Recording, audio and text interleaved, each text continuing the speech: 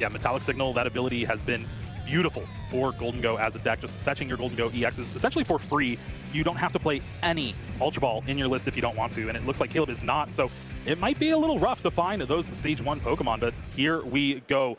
Our round is started, and it is a Squawkabilly EX in the active for Hiroto up against Lunatone for Caleb.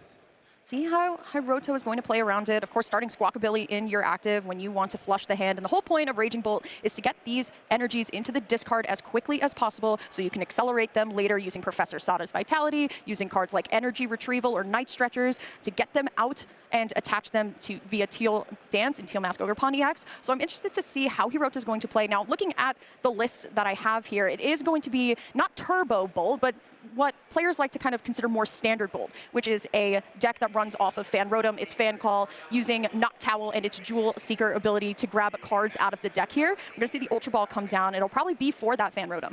It's always good when you're able to get Fan Rotom. Turn 1, use that Fan Call ability. Then you find your Hoot Hoots, your Knock Towel, and there's even a Ditto in the list for Hiroto to kind of just maneuver around that active Pokemon. Yep. Oh, did the Earthen Vessel get back on top of the deck? Not quite sure, didn't quite see it here, but it is going to be the Squawk and Seize for a fresh 6 cards here. Hiroto has to attach to the Squawkabilly this turn to retreat, and as you were talking about a little bit earlier here, Jeremy, it is going to be the fan Call to find Ditto and find that transformative start ability, because in order to play your Noctowls, you do need a terrestrial Pokemon to really get it started here, but looking forward to finding Ditto so we can retreat the Squawkabilly into the Teal Mask Ogerpon. Maybe I couldn't see the hand too well, maybe we can start getting some energy on the board here, but it is going to be that Fan Call. Yeah, looking like it was all good, it was just from the top of the deck. I wanted to make sure with that Earthen Vessel. Here is that Fan Call. Ditto is such an interesting Pokemon, that transformative start, like you were saying. There's a pretty good Terra Pokemon for this deck, right? Maybe you're a fan? I'm a big fan of the Teal Mask Ogerpon, of course.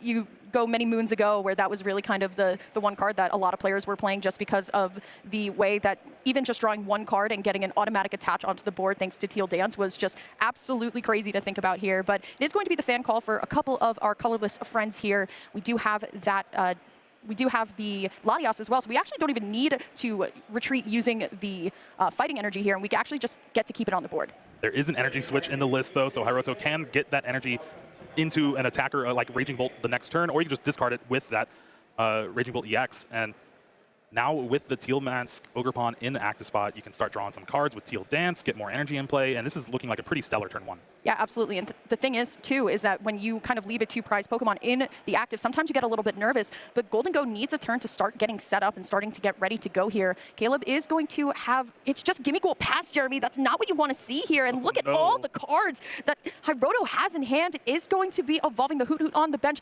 to Noctowl and using Jewel Seeker. And now we're going to be able to find 2 trainer cards out of the deck. Which one do you think it's going to be, Jeremy? Well, it's looking like a boss's orders at least. And wow, you can even take a knockout with the Teal Mask Ogerpon if you want. This is looking pretty nice for Hiroto here. Even having the Prime Catcher saying, yeah, I'm going to probably do it again. Yeah, I mean, absolutely, right? I mean, we know that Gholdengo doesn't play too much hand disrupt. Now, I know we're constantly discussing which ace spec is technically best in this deck, right? But one thing that we can kind of all agree on is that Gholdengo's not playing too many hand disrupt cards. So Hiroto knows that this play is actually very safe and going to be using the Myriad Leaf Shower on Teal Mask Ogerpon EX to get that first knockout. Fighting energy off the top, but you can't even use the Lunatone because there's no Soul Rock in the hand for Caleb. Just a pass of the turn, trying not to just lose on the next turn.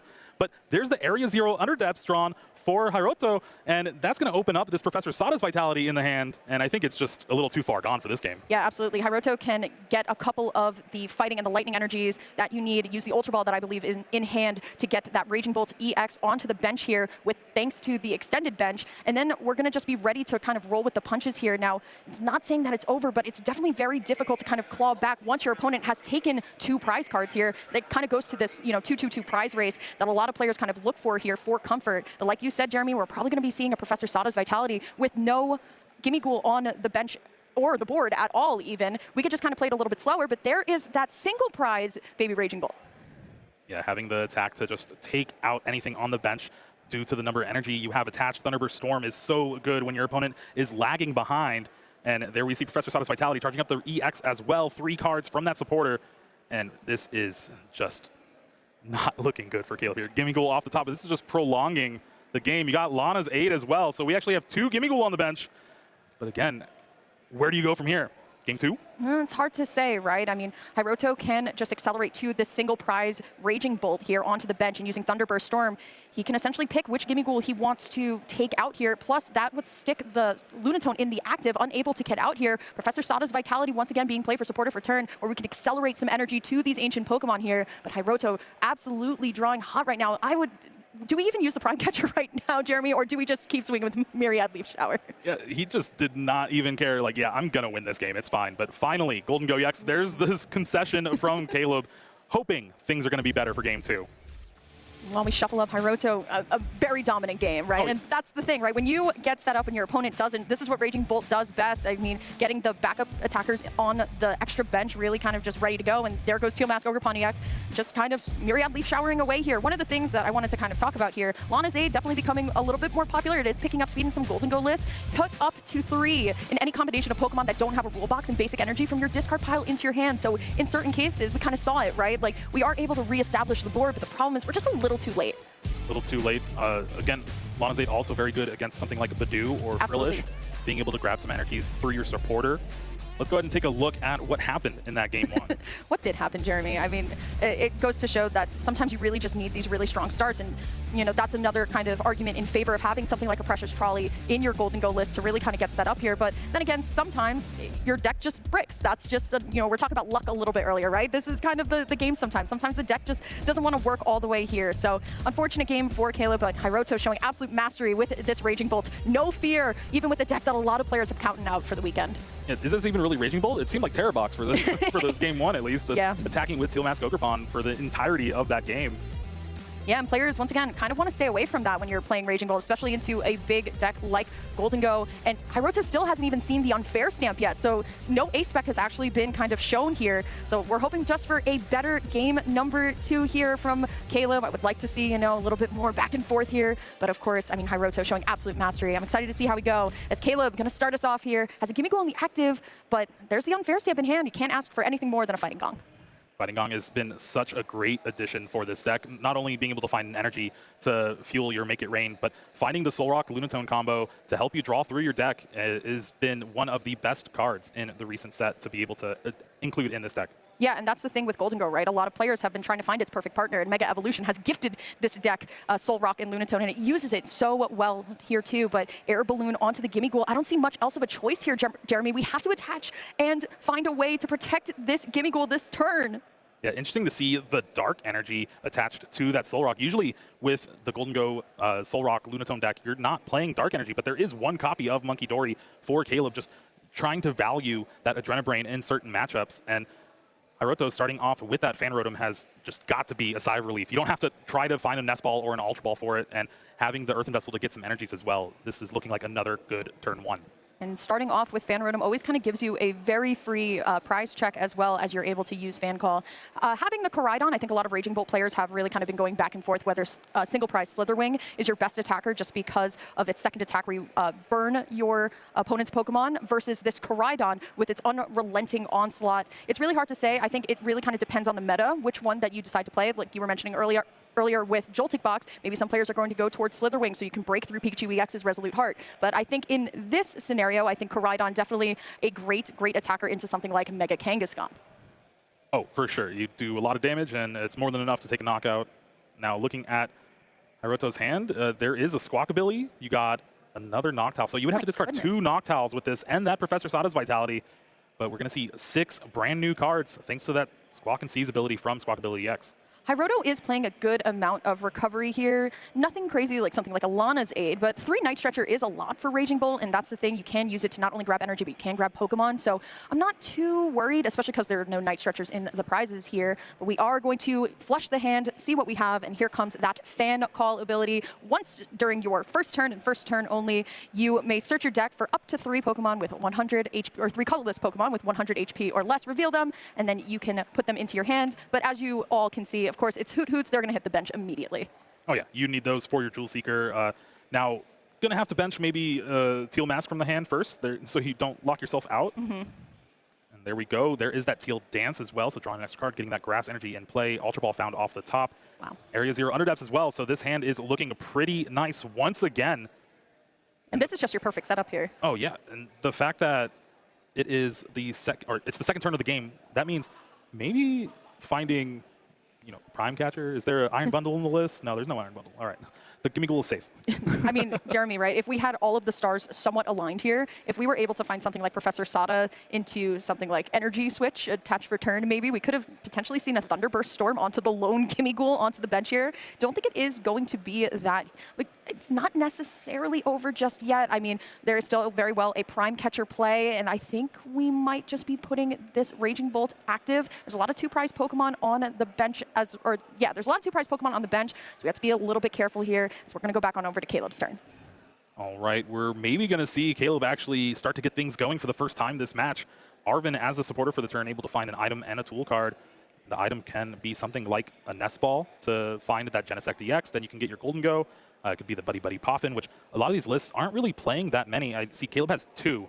But we've seen anything from 1 to 3. Yeah, and it goes to show Buddy Buddy Poffin has been, I think a lot of players have figured out kind of their sweet spot for it in the deck. I mean, when this card kind of came into our game, this was a 4 of in a lot of decks, right? Being able to search out these basic Pokemon and getting your setup. And I do really enjoy this card, and especially a lot of these setup decks like Gholdengo, where you're really relying on having the Gimme Ghouls out onto the bench here. And that game 1 was kind of showing us why that is important, right? Having these Arvins, being able to go and sift through the deck and keep drawing here. But there's the Fighting Gong to find our friend Lunatone here. So we may be able to see a cycle draw.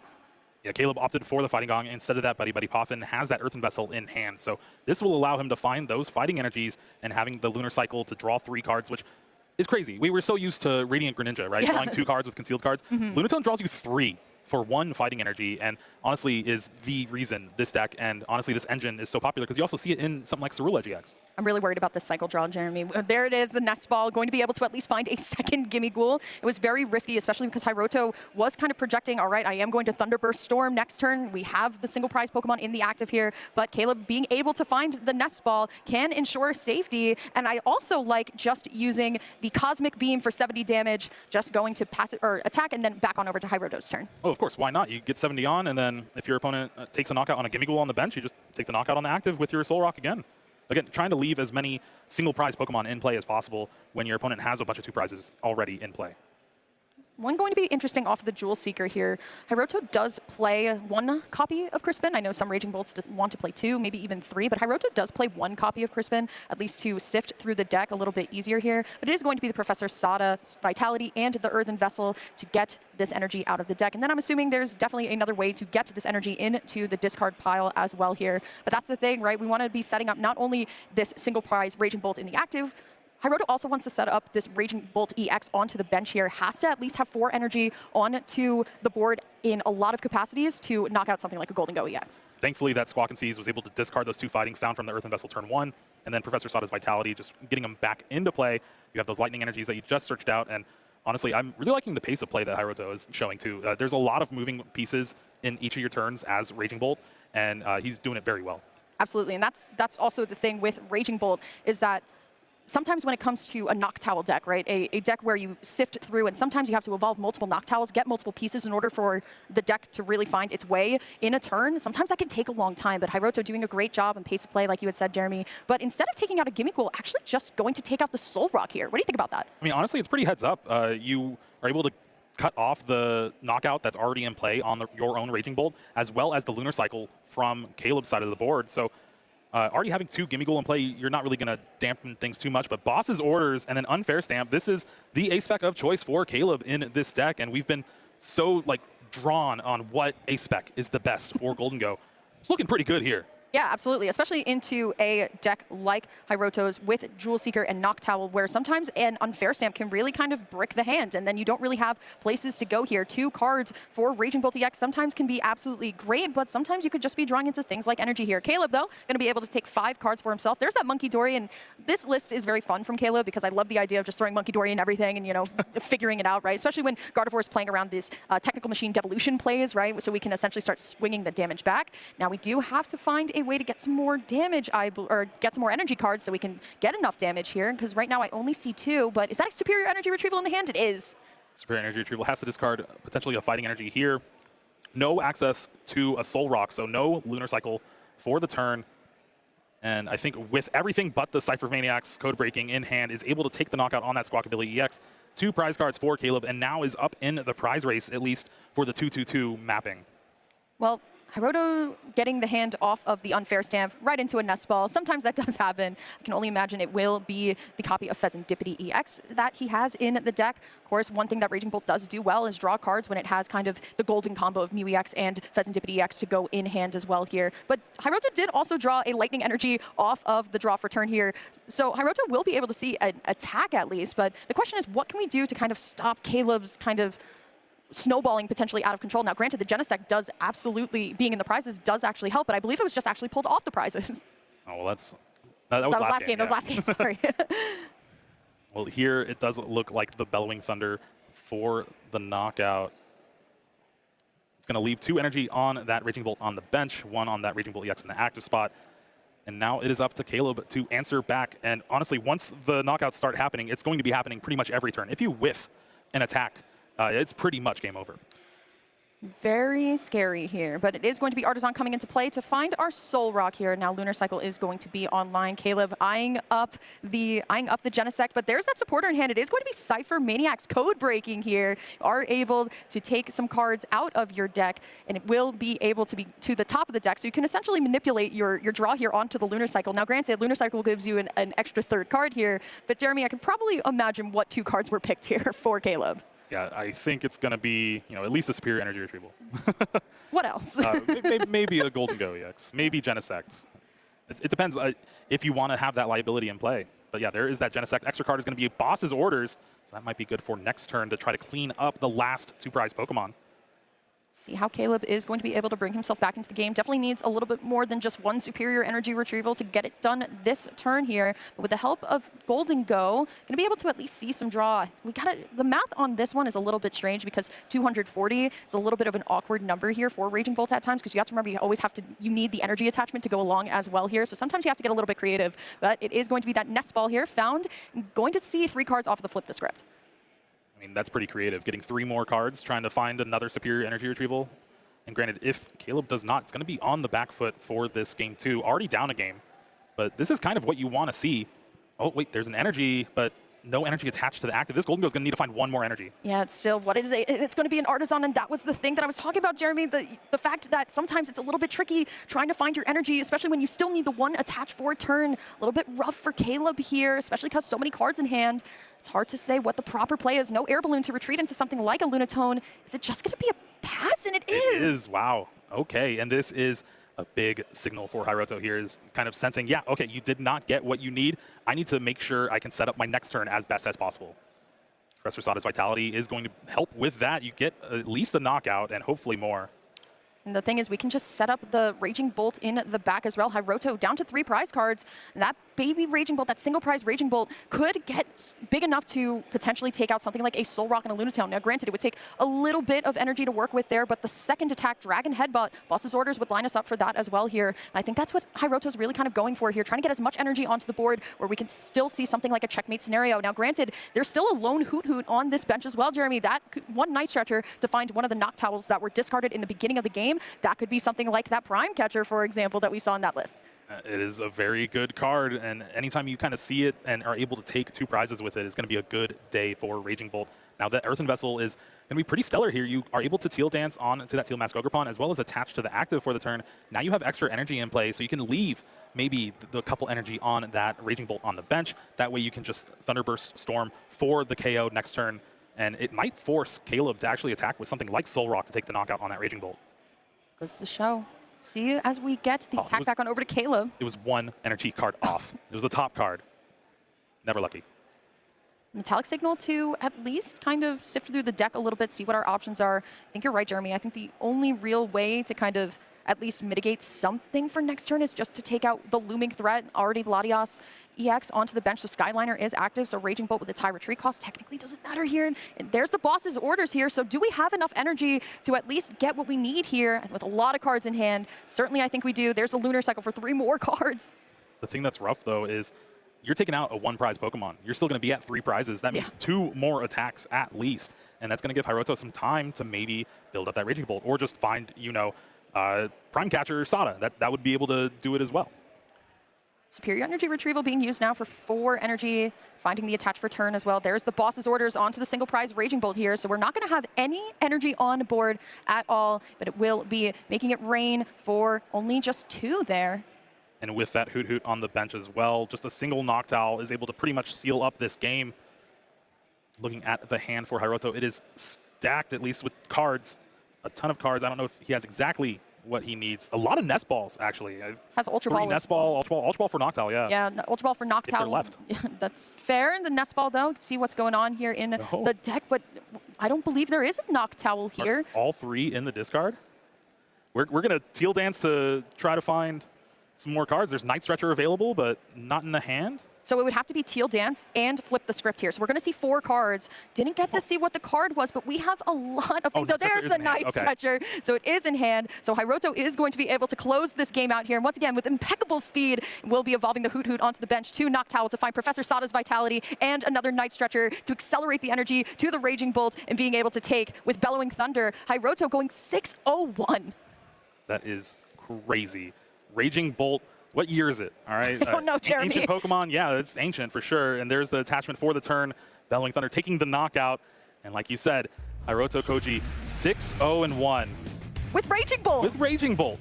Insane. I cannot believe it. Raging Bolt still, you know, putting its feet, Raging Bolt's feet, hooves, in the ground and still here. It goes to show, right? As long as you have, you know your deck in and out, even something like an unfit